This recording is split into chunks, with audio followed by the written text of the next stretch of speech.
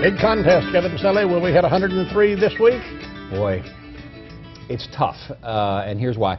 We look at what we call forecast guidance, and it's a bunch of different computers, and they spit out numbers, and we say, and so you get one computer and Sure. it says 102, and another computer says 103, and another computer says, and so it's the job of the human, based on their experience and what they know about meteorology and observations, to pick a number, right, for the forecast.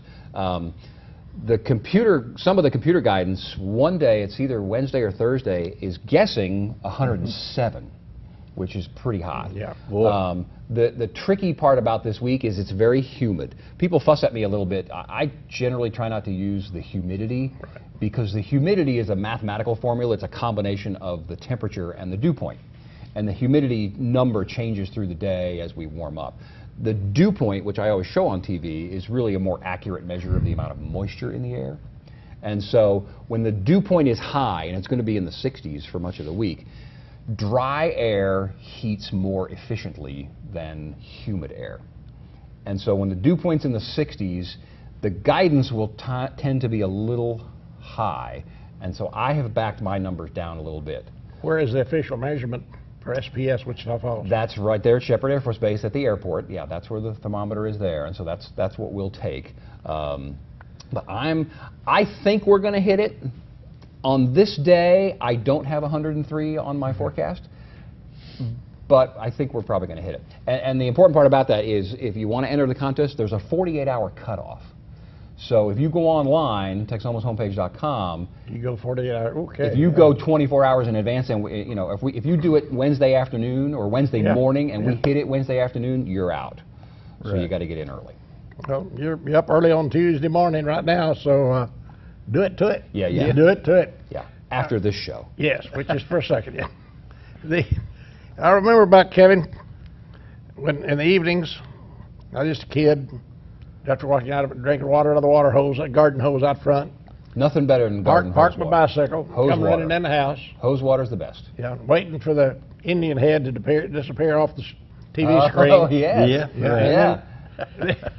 And all of a sudden, we finally get to the weather, which my folks, that's the most vital thing there was the weather. Sure. That and the farm news. Yeah. Yep. And Wichita Falls and Presidio, Texas, always tied for the hottest spots in the nation. Is that right? Always, Nice. always. Oh, Presidio that's right. and Wichita Falls, be 107, 108, 112, That's whatever funny. it was, we tied. Yeah. That's funny. Could never figure it out until some friends went to Shepherd and went out to a little wooden house out there.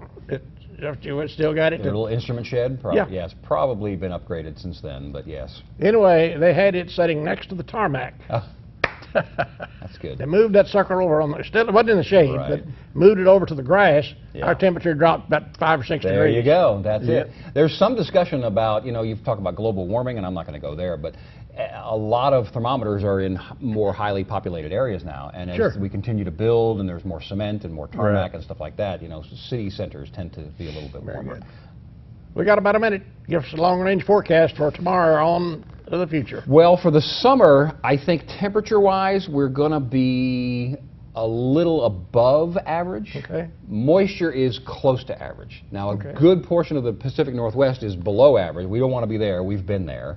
But I think it's a little bit, it's close to average on rainfall, maybe a little dry, and then we're probably going to be hotter than average for the summertime.